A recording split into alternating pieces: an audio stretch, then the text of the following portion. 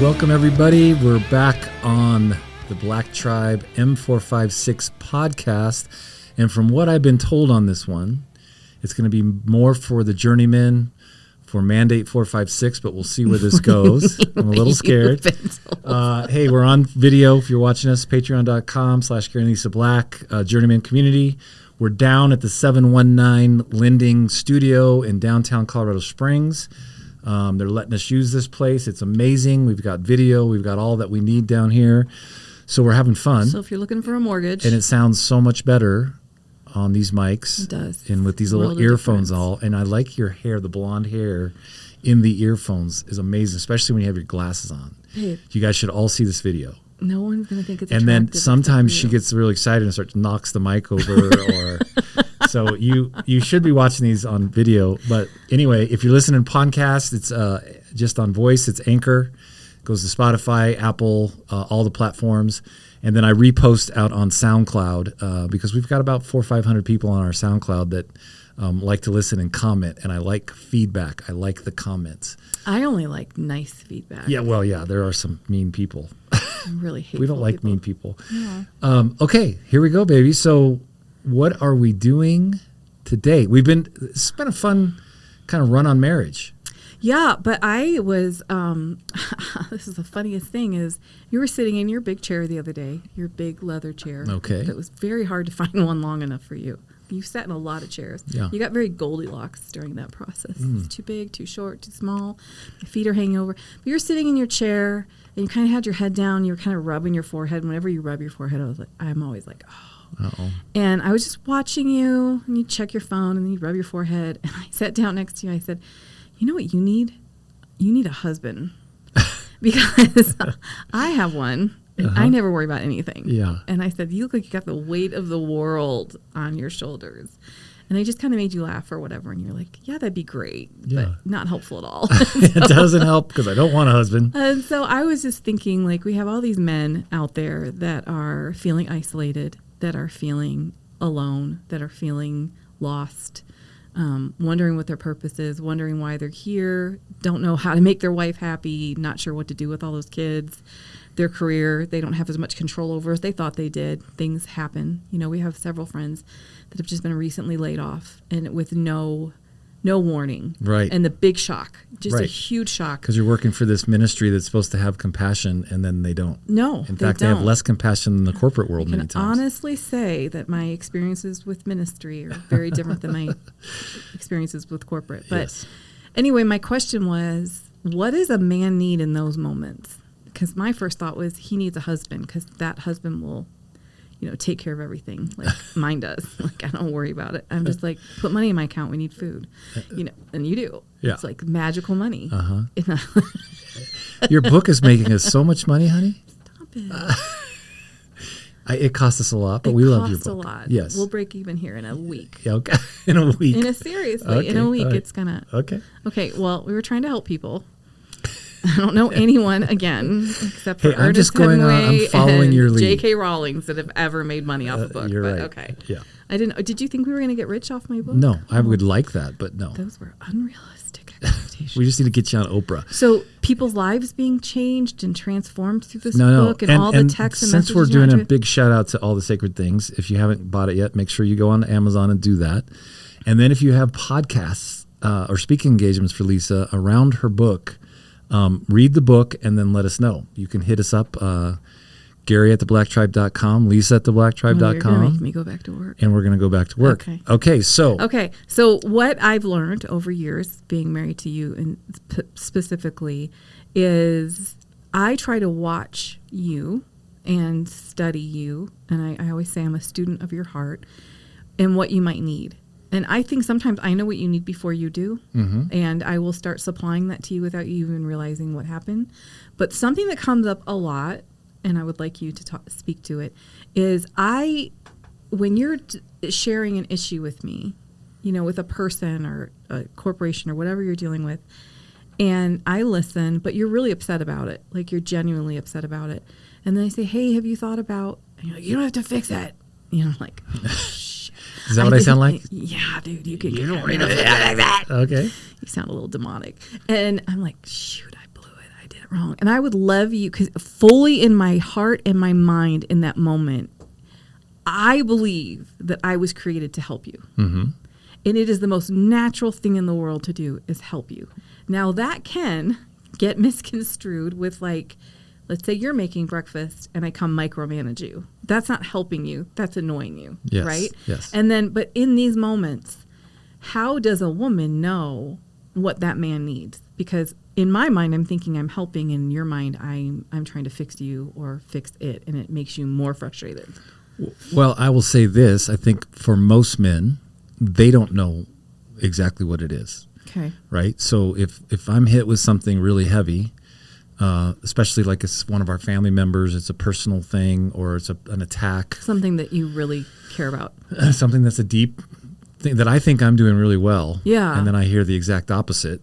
That's always it's shocking, shocking and it's disappointing. And now I'm getting much better with it, because now I'm like, that's their issue. Now you have to consider the source. Yeah. I'm just like, it's not my issue. Yeah. If it is my issue, I'm going to go take care of it. Or also, I've asked for forgiveness for this, and we've had this conversation, and nothing new has happened. Right. But you keep going back to this thing. Yeah, that's when I'm done now. I don't have to go there. That's exhausting, right? Yeah. It drains you.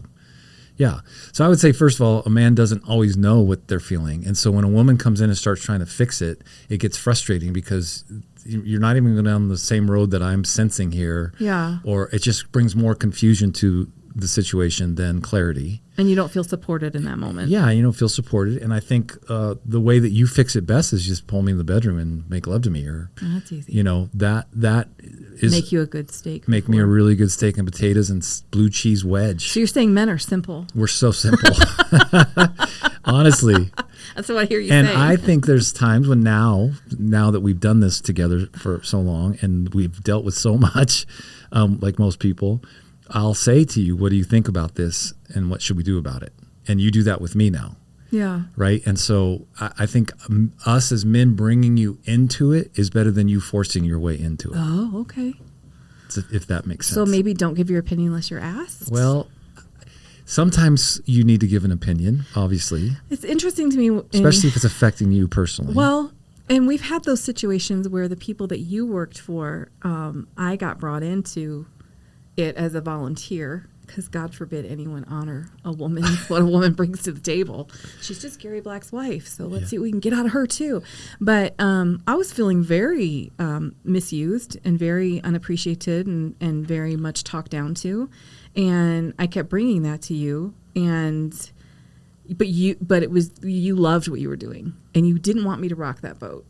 So what was I supposed to do in that situation? Just like let them keep abusing me? Because it wasn't bothering you. Yes. Let's just leave that there.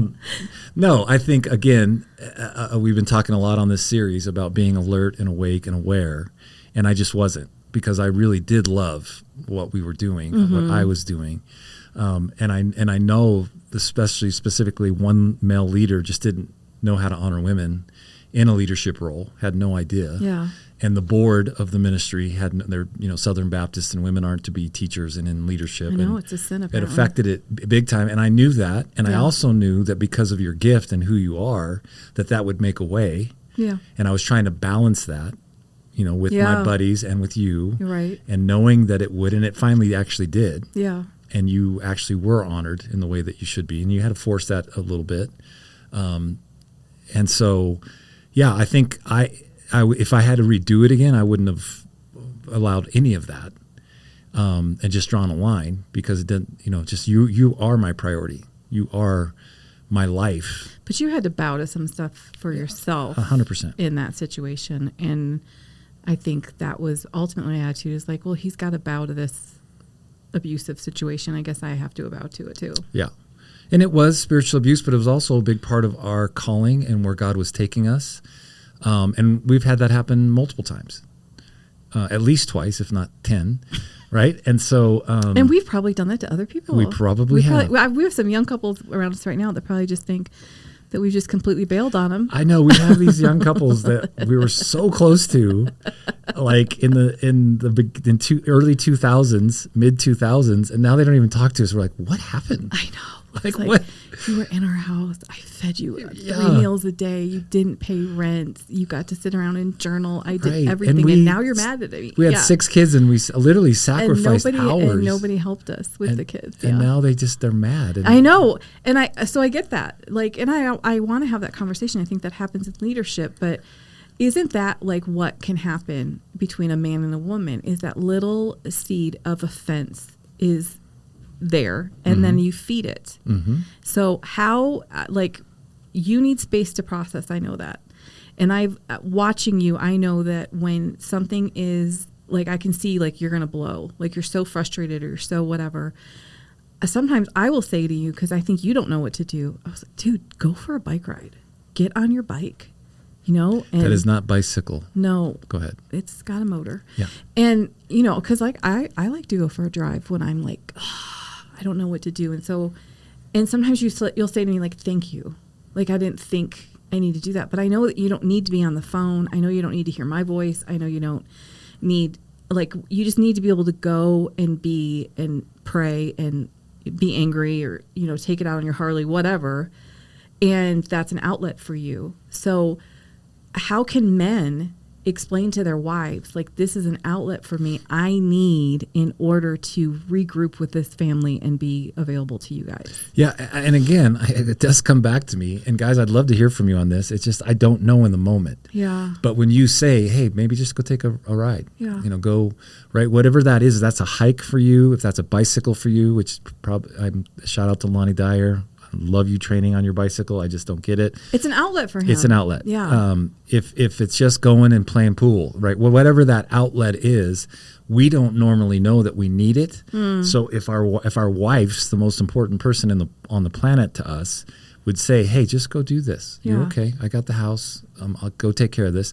And obviously vice versa, right? Right. That's huge. That's a big thing for us now, because when I just need to go get out. And I know when I get in my truck, your truck, sorry, how loud the music is and what mood and mode you were in. I do like loud music. Crank up that country music. Well, not just country. Got the reverberations of Satan sometimes. That's true. I listened to all the music I wasn't allowed to Classic listen rock, to growing up. Yes, we burned those cassettes. We had to burn everything, Yeah. but now I'm a big girl and I get to decide. Okay, so giving people time to process, giving your man time to process, and understanding he may not know what's happening. Yes. And huge. so do you need us to tell you, or do you need us just to be like, No. do you need some solitude? Also important to remember here that men live in compartments. And so when a man is like staring at the TV, maybe watching football or whatever, and a woman comes in and says, what are you thinking? And he's like, nothing. Right. We think you're lying, but it's true. Like, you're really not thinking thoughts. Yeah, I don't need to. I need to enjoy this football That'd game. be so awesome. Yeah, well, your brains scare me. They scare the hell out They of me. scare us too. That's why Yeah, we're crazy, I because know. they scare us too. I know. It's a hard place No, to we be. really do. We had to. I mean, God created us to compartmentalize because of going to war, all the things we've had to do through the Like, centuries. when you are on the front lines of battle, you are thinking of your brother next to you. You're not Yeah. thinking about your wife back in England and did she change the baby's not, diaper? not during the fight, right? Right. Right. And so you definitely are thinking that when you're done and how that's going to affect everything, but not during the fight. Do you think most of your buddies and the men that you work with feel like they are in some type of battle every day? Yes, mostly with their spouses. Oh, that's so sad. No, it's true. Really? Yeah. That's your biggest battle. It absolutely. isn't your career. It isn't your If fathering. If home's not happy, nothing's happy. happy wife, happy It's life. true. It really is true. If it's just listen, 9 years of just having a very unhappy home, and nothing I could do was right ever. And again, not a victim in it. I wasn't perfect at all, but I didn't want to go home. Ugh. And I would get out on the road to go preach and travel, and I would just this big sigh of relief, and all of the people around me knew. For the next 48 hours. you Yeah, could the just next be 48 who you hours, are. 72 hours, he's going to preach his guts out, but he's just going to be able to rest because he doesn't get rest at home. Right. And that's funny because they all knew that. Every one of them, they witnessed it, and then, yeah, they turn on you, whatever. So, yeah, I think for a man, that's really vital that, yeah, I need this to be good. Now, I'm going to fight for this well, and I'm going to listen well. I'm going to do my part and steward our covenant well. But if that still doesn't make you happy, there's nothing in my life that's happy.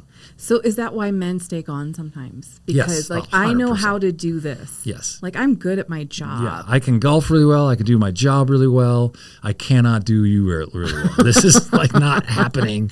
So is that so that would take over my life if I felt like no matter what I did, you were not happy. I wouldn't be able to enjoy much else outside that. Yeah. Does it affect a man the same way? Like I know that when you're on the golf course or you're fighting your battle, whatever it is, that you're fully involved there for most of the time. But is that, does that overarching, like you ever have like a great moment and then you realize like my wife hates me? yeah. So it's not that great a moment. I mean, I'm not thinking about it the whole time because I'm doing something that I do well. But as soon as that thing is over and I think about, I got to get in the truck and get home, Ooh. and it's just going to be how I disappointed again, it's not fun. And you don't want to go do that. I would be devastated if you felt that way. Yeah. Well, there were times in our marriage that I didn't want to come home. Yeah. I mean, there's 6 That was kids. really obvious. Insane. Yeah. I was doing work really well. I was getting promoted. All the things were happening. But at home, it was chaos, right? I'm sorry, there was a lot of them. Well, no. And I had to make a decision. This is your chaos. Right, Black? This is what you created. So you get to steward it well. You impregnated a lot of women. Now you got to deal with it. Okay. Keep that sperm to yourself. Yeah, well, 2. All right. All right. Thank you. Okay. So yeah, that I know of anyway, right? Yeah. So I think that's right. I think it's if home is peaceful, Yeah. and at least you know that you guys are on the same team and you're playing the same game together to get to covenant, to get to freedom in your marriage, freedom in your family, then it's easy to come home because that's safety. If it's not, and it's always tension and it's always off and you're never good enough, and as men, we never are good enough. That is our biggest issue. We're never good enough for our dads. We're never good enough for our coaches. It's a failure, We're never right? good enough for our teachers. Yeah. We're always dealing that I am not good enough. And if they really knew who I really was, they wouldn't love me this much. You feel like you're a fraud if And you that's are shame. good at something. Yeah, that's shame at the very core, right? And so if you're a guy looking at porn all day and you're looking at women all day, I know in restaurants, I see older men looking at the server that comes up, and they look at her up and down in a disgusting way. I know he's just been looking at porn most of the day. Yeah. It's just disgusting, right? I didn't think, and I wore my running shorts to Walmart the other day, and I had more of my legs showing than I ever do going out, but I was just running in. And the looks I was getting from old men, I thought, I don't think this has anything to do with my legs. No. Well, it There was does. Your legs something are pretty there before hot. that. I know, I have great legs, Yeah, but no, it's disgusting. Yeah. I felt gross. Men I are wanted to pigs. buy something and wrap it around me. And Until I thought, they're not. I'll never do this Yeah. again. And let me say that to you women listening. As a man, I apologize for that. I think it's disgusting and it's horrible the way that we treat you. And so as a man, when I can shore that up, especially that area of my life, like when I was going through Sozos and through the healing, and the ladies got to, okay, well, let's open the sexual door. And I'm like, that door is just not open in my life. Thank you for that. They literally took a deep breath. I know. And they're like, oh, thank God. I know they never hear that. I Because never hear that they got to that's deal not with an it, issue. right? Let me tell you, a woman knows, though. Yeah. When you are intimately involved with a man, you know when he's thinking about you and thinking about something else. And you know when there's competition that you can't even begin to fight. And I think that's the big pain when pornography enters a marriage is the woman, every insecurity she ever had is going to get hit on. Yeah. And I know the man's going to say it has nothing to do with her. And I do try to encourage women like, this was here for 20 years before you got here. So we're not going to blame ourselves. But it is almost impossible not to do that comparison. Yeah. But thank you for that. Well, I appreciate it. and again, not perfect in it. I can still have thoughts or whatever. It's taking captive those thoughts. Yeah. Right? It's training your the difference mind and your between heart. feeding it Yes. and, that's the difference. and taking authority over it. Okay. Yeah. I got to stop feeding this or it's going to get habitual again. And I am not addicted to this. I break that addiction and that agreement. It's that unfamiliar I have. to me. It becomes unfamiliar. This is an unfamiliar spirit, not a familiar spirit in my life. I love that's my new favorite So true. teaching ever. Yeah, that's good. Okay, so you carry the weight of the world. The pressure is on you. You don't have a husband. You don't have an up. And the older you and I get, the more we realize that our parents are going to. My dad just turned 79 yesterday, and your dad is in his early 80s, and you start realizing like they're not always going to be here. The patriarchs and the matriarchs are becoming us, and we're feeling that pressure of like, now we're the ones that are supposed to have the answers, and we're supposed to. So a man is carrying all these different things. How does a woman, his woman, who loves him and wants the best for him, and how can she enter in without forcing solutions? That's a good question. Because most women do force their way in. Okay. Because they want to fix. What does that look like? You can use me as an example. Well, like if I'm struggling with something, like we had some major things happen this past couple weeks with one of our family members. Well, yeah. But like big time. Like demonic, unrighteous things happen. And accusation that was purely from the devil, nothing real. Yeah. Right? And so... And it affects everybody in the family. Everybody. And, you know, I didn't need you to fix it. I needed to sit with the Father in it. I needed to own it and feel it, right? And then I needed to go release it. And it honestly, in doing that, if you're coming in there the whole time trying to fix it and forcing your way into it and then getting mad at me because I'm not doing what you think I should be doing, that's just going to make the situation that much worse. Okay. If that makes sense. So I've got to own that and feel that and say, okay, this is a reality of my family. Is there truth to this? And that's what God asked me immediately. That is such a good question. Because now I don't say, how am I going to do this? I say, Father, how are you going to father me through this? Yeah. Jeremy, Wild Courage guy, taught me that. And so I say, Father, how are you going to father me through this? And instantly he said to me, is this your issue or is this person's issue? And I said, it's not my issue anymore. I've confessed and repented and done everything I know how to do. Right. And he's like, then stop. You're fine. Yeah. You're okay. Yeah. And then I was okay and you were okay. It kind of brought some peace to the whole thing. It was a really hard night. Yeah. It was like 3:00 in the morning and we couldn't sleep. And I think when I saw it kind of come over you, the fullness of the heaviness of it, I went and sat in front of you and I grabbed your face and I said, you know, it's okay that you're hurting and I know you're sad, but I'm right here and I promised you we're going to get through this. And then you cried. And then we tried to go to sleep, and it didn't go very well. And then I just laid on your chest and cried for a long time. And we kind of we both had pain in it, but we didn't turn against each other in it. Yes. We didn't blame each other for the situation. We didn't come up with, there was no answer. That's what I always want people to know, like, we do this all the time is we tell people there's a simple answer and you're just missing it. If you would just do this. Right. I have family members that are trying so hard to fix me. I'm like, babe, it's 53 years of me being this way. Maybe I'm never going to change. Yeah. Maybe I am okay the way I am. I don't know. But the second I feel like they're trying to fix me, I get a little defensive and a little rebellious. Like, can you just let me hurt for a minute? Because watching the history of my life, I'm going to get through this. Right. And I'm going to deal with it. Exactly. And whatever this I'm going to own what I need to own. Yes, I'm going to own that. Right. Okay. Absolutely. And when you know that in covenant, when you know that in marriage, and you're not trying to fix or blame the other person for the issue going on, it changes everything. Yeah. That has changed everything for our marriage. Yes. Right? Me not accusing you because one of the kids did whatever they're doing or whatever, right? Or you blaming me. That comes from your side of the why won't family. you just go do this? And why won't you just go? And you getting there a little bit in this. You were really upset. You kept coming in.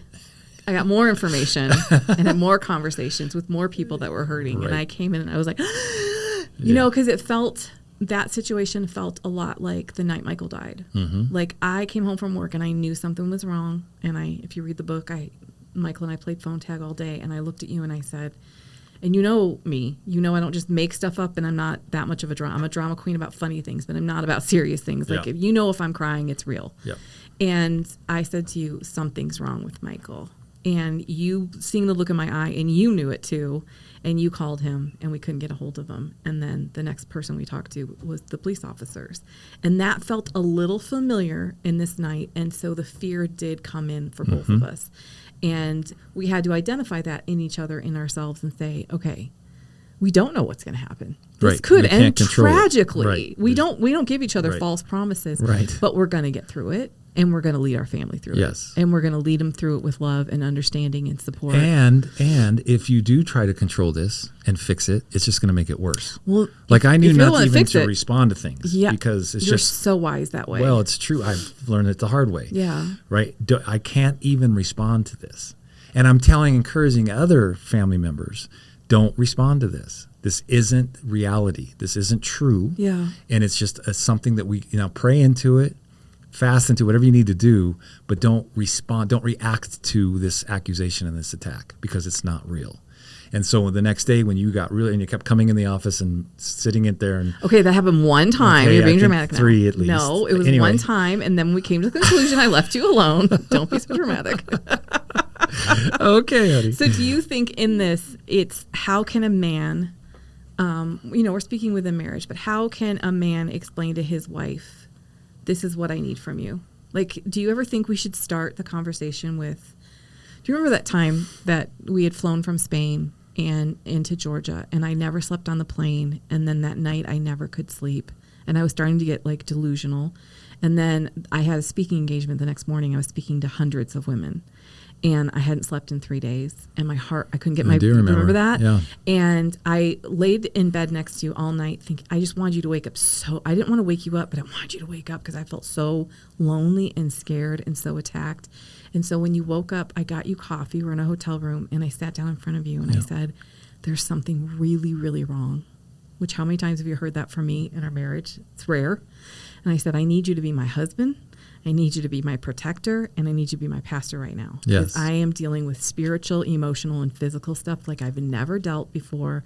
I feel like I'm losing my mind, but I'm not canceling the speaking engagement.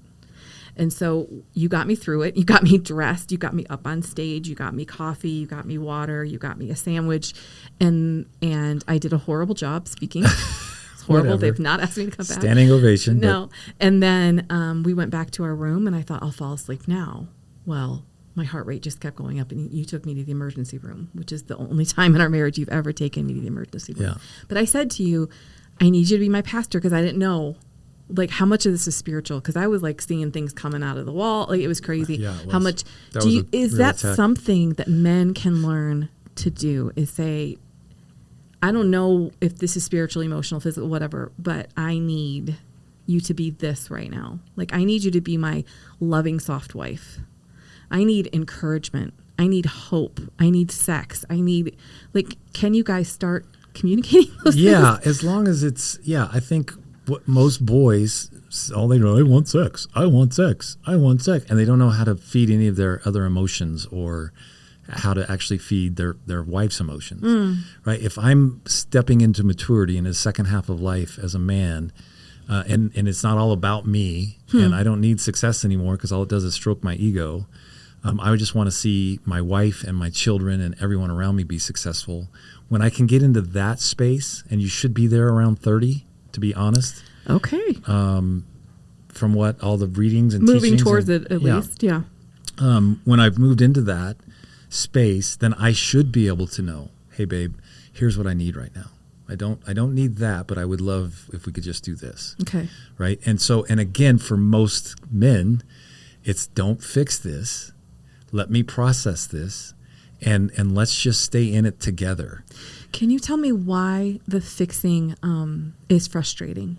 Is it speak down? Is it talking down to you, like you can't do this on your own, so I got to figure it out probably. for you? It's a psychological thing where is it being more of a mother than a wife? Yeah, our Okay. mothers were all controlling because they had to be, because And our they were dads didn't scared. show up. Yeah. And they weren't dads, fathers, husbands, the way they should be. And I know there's always exceptions, but as a general rule. And so in my parents' marriage, my dad was the authoritarian, disciplined, angry man, and my poor little mother was just running around always trying to fix it. Walking on eggshells. Yeah, walking on eggshells and not knowing how to. That was most of my childhood. Yeah. And so when I'm in that situation and I feel that coming from you, then I can instantly kind of feel that. Okay. Like, oh God, she's just going to try to fix it, and I'm just going to get angry, and this isn't going to go well. Instead of going, no, I'm not that man that he was. This is not who my mom was. And we've actually processed a lot of this and worked through these. Let me sit in this a little bit, babe, and I'll let you know. I need you to do this. Okay. Right? I think that is a mature covenantal marriage. I love it. I love it. Well, that's kind of where we're at this point. It's kind of where we're at. Okay. The other question is not broaching new ideas when he's busy, which just comes up a lot with Which people. includes watching a game. Yeah, it's not a good time to. I've heard that when your husband is watching the Super Bowl, it's not a good time to vacuum. Yeah. Vacuum, come with some kind of kid problem. Or like, see, I think I'm so awesome because one time I was like, invite your best buddies over. And then I did like a beer and appetizer pairing. But I waited till the commercial and I ducked down. Okay. I never brought you guys food. I didn't notice that. I know you didn't. It was amazing. Wow. I was like, okay, this beer would taste really good with this. And, you know, I thought I was being like a great wife. But the part that I thought was being great about it was I didn't ever interrupt the game and I didn't monopolize. I just was serving you guys, which sucks that you don't remember this. Well, again, an immature boy in a marriage is going to get really mad at stuff like that. A mature man's going to go, oh my God, she's so much more incredible than this game. It's a stupid game. Right now, we enjoy the game. We enjoy the emotion and the life of the game. Well, it's not like my dad died during the Super Bowl and I needed you. Like, I know you would show up for that. But I do think there should be respect for what your spouse values, even if you don't understand it. That's good. And that's really hard, especially for young women. You know, and again, we abuse that. So I value this and she doesn't, so screw her. Yeah. Right? Instead of how are you going to help her enter into this? And then actually make sure that it's balanced, that it's not your go-to. It's like old guys that retire that all they do is go into the garage and work on their car or their motorcycle and never come in because they don't want to listen to their wives. Well, they're tinkering with their stuff when they should tinker with their wives. Tinkering with their stuff instead of tinkering with their wives. Chaco. Exactly. And so it just follows us our whole lives if we don't learn to do these things as we're younger. And we're still young. But you're always going to be jealous of whatever your spouse's affection is if there's more affection for that thing. 100%. And you should be. That, I don't care if it's like, you know, we have three surviving sons, and I make it known to their wives and fiancés, you are the queen.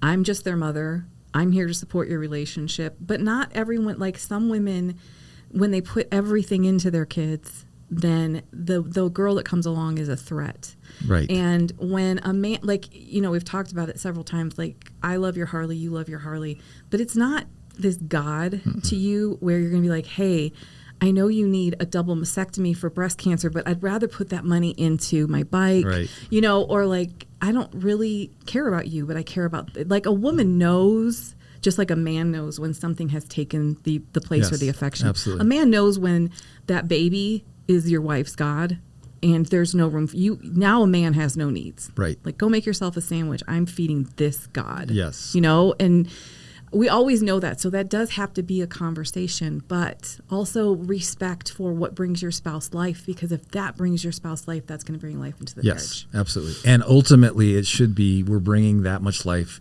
together, not separate from one another. Now go enjoy that thing you like to do, but then let's come together and enjoy the happiness that you have from doing that, the joy that came from you being able to spend that time and doing that. Now bring that into your marriage and experience that together on either side. Like, again, if a woman, a wife, is her kids are her whole life, which is completely they're her little baby gods. Unscriptural. I know. Jesus says, leave and cleave. And you know what? The kids hate it. They do. and we're to raise our children to go raise their own children and to go and reproduce, not to hoard them and keep them and control them. Families. 100%. Yeah. All right, what else you got? Encourage him as much as possible. This is, you know, I struggled when I was a young woman with sarcasm because I was raised in a very sarcastic atmosphere. And I know people say, oh, I'm just joking. Oh, I'm just kidding. I never believe it. You know, I feel this way. Like, every statement has some truth to it, even if you put a joke or a smile around it. And I think sarcasm is anger with a smile. And I hate it. I absolutely hate it. And it is the opposite. I think this is why sarcasm does not work to benefit women. Because we were actually created to give life and to bring life and to expand life and to sustain life. And I think when we speak death, but with a smile on our face, we're still speaking death. Absolutely. And I was very sarcastic when I was young, and people are still mad at me about it. And I've had to make a choice the way that I speak. But I consciously try to encourage you, genuinely encourage you all day. I always tell you how attractive you are. I always tell you how good you smell. I like I make you hug me for long periods of time. I try to talk, I appreciate that. Thank you for doing that, noticing all the different things. How does that affect a man? It's everything. You are so good at this. And you do this not just with me, you do this with everybody. Everyone we meet, right? And so it changed everything for our marriage. Like when you just started to not focus on the bad things. And again, don't be stupid. Don't just let a man be an idiot and never call him out. Tell him he's a god when he's abusing someone. Right. But when you started encouraging me in all the things I was doing well, and that maybe in the beginning wasn't a lot of things, right? Maybe unloaded the dishwasher and you just encouraged me in that, right? Maybe just was aware of the pile of clothes that were on the floor instead of stepping over them, which is incredible. But I finally start seeing the piles of clothes, right? And you would encourage me, and I saw them then really clear once you started to encourage me in that. So it changes everything in a man's life when they're encouraged. Stupidest comment I've heard from young women is, why do I have to throw a parade when he empties the dishwasher? I'm like, you idiot, because you want him to do it again. Yes. Throw the freaking parade. It's like a little mouse on a Flash him your tits. Like, do whatever. Like, you emptied the dishwasher. You're the greatest man in the world. She didn't just flash, but it looked like it. So I was getting ready to. But I was just thinking, you're a dumb woman because you are like literally cutting off your nose to spite your face. Like, yes. Celebrate it, because don't you feel that when you like my meal that I've created for you, because I put time and effort into it, and I try to pair it with things that'll taste good, and I know what you like and you don't like, and I have you help me, like, what recipes do you want this week? And when you say that was amazing, I'm like, it like fills me from the inside, because and I say that often. Yes, you do, but the opposite could be true. Like, if every time I make you a meal, you criticize what. Right. Like, instead of focusing on the fact that the steak was perfect, you're going to focus on the fact that maybe the beans were overcooked. Is that necessary? No, And it is not. And we do that with our spouse all the time. Like, we're being real. Actually, if you keep speaking life to them in these areas, they get better. Right. At these areas. 100%. And if you sell it, like, to have a man come home, like I always say, from a job he hates, because I don't know any men that love their job. They're all just doing it for a paycheck. There's very few people that actually love every aspect of their life. To say, thank you for providing for us today. Mm-hmm. Thank you for, that's such a big shift from, you son of a, you've been gone all day. Right. I've been with all these kids. You've been gone all day. I was at work. Yeah. Because you need groceries for these kids. How else do you think they're going to appear? Right. And looking at that as you're an enemy instead of we're partners in this. That's it. And encouraging and thinking. It shifts everything. And you really did that in our marriage. It shifted everything. You started to encourage. You started to focus on what was I was doing well. I wanted to do it more, and I found pleasure in doing that. And that's what happened in Spain. We've talked about this on other podcasts. When I said, Father, help me with this. And he's like, study her pace, study her rhythms, and start serving those. Because she served yours and your children's for the past 15, 18 years. Why don't you turn that and start serving hers? And it was, once I saw that, probably saved my life. It's become so simple now. I would have just run myself into the ground. I can't wait every morning to prepare your coffee and have it ready so you don't have to do the stuff, right? And it frustrates me when I get the cup up and you put that cup away and you get another one. I'm like, what the hell? Everybody has their favorite mug. Right? But I look for ways to do that now. You do. Instead of it being a chore or I know she's going to bitch about it anyway, so I'm not going to do it. Honestly. Which that's fair. Yeah. If someone's going to complain about everything, I mean, if you complained about every meal I made, eventually I'd be like, go to McDonald's, right. Dude. Like, well, and I did yesterday. I know, and you regretted it, didn't you? I did. Okay, so the last one is make him feel like a man. This is the way to encourage your husband when he's down, is make him feel like a man. What does that mean? Oh, my gosh. That's everything. That's everything. Shucko. Start praying in tongues. Yeah, when I'm struggling and you just come and let me hold you and just kind of empower my strength of who I am in your life, that literally shifts the room, shifts me. And so that is, to me, it's so hugely vital. Not, again, I know women, a lot of you listening are like, well, I tried that and he just it's not trying something, it's giving your life to it. It's becoming that. And once you do that, we have no other way to respond but to respond back, to give our life back to that. And that's what's happened with us. Yeah. And I can promise you that's what covenant is. right? It's not this contractual thing where, well, I'm going to do it and she's still not going to like it, so just forget it. Yeah. It's like, I'm going to do this and own this, and I'm going to do it not to get a response from him, good or bad. I'm going to do it because that's my role as his wife. And I'm going to do it with joy and pleasure and like it's the most important thing in the world. 100%. Because we can all tell when someone is doing something out of guilt or shame or manipulation versus I'm just trying to serve you. And if you have a spouse like I had with you that was very mistreated in a marriage relationship, it took me years. Like I literally made it a goal to prove to you through my actions and through my words and through my love and the way that I loved you and our kids that I was here to help. You did. I was here to bring life, and I was here. It was work, but you did it. I wasn't trying to manipulate you. I wasn't trying to hurt you. I was actually trying to bring you more. And it took me proving that to you over and over that I'm here because I love this family and I love you and I want all of you to be successful in your life and in your calling, not for what is in it for me. Right. But you were so damaged in that area that I had to like show it to you. You did. Do you think that's part of what we have to do for each other is 100%. Where there's wounding? Yep. Like for me, where there's dishonesty, I can't handle it. Right. And that was my first marriage, was lies. And I know, I know you're going to tell me the truth, even if it's not what I want to hear. Right. And I love it and hate it about you. I know. I love it and hate it about me too. Yeah, I can't hold anything back. And that's really good and safe for me. Yeah. Because then it stops certain things that I would do otherwise if I could really lie well about it or not have to confess it. The fear of the Lord thing I hate, but it's a real thing. And so, you did that. You served me for years in that. And ladies, I know, man, sometimes it's so hard because we're so dumb and we just miss it. But I can tell you that it's worth it if you can stick in it and keep doing it and own it, not just to do it to get a good reaction from them, not just to do it so that my wife loves me more or he'll love me more. If you have that motive, it's not going to work well. It's not going to work. If you're doing it because you know you were called to him to make him a better man and you're serving him in that place, it shifts everything in the marriage.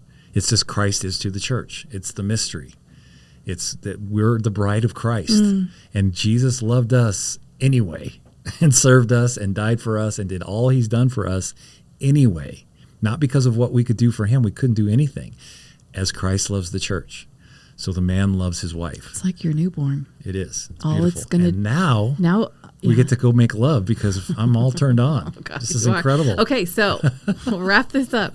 Make him feel like a man. Yes.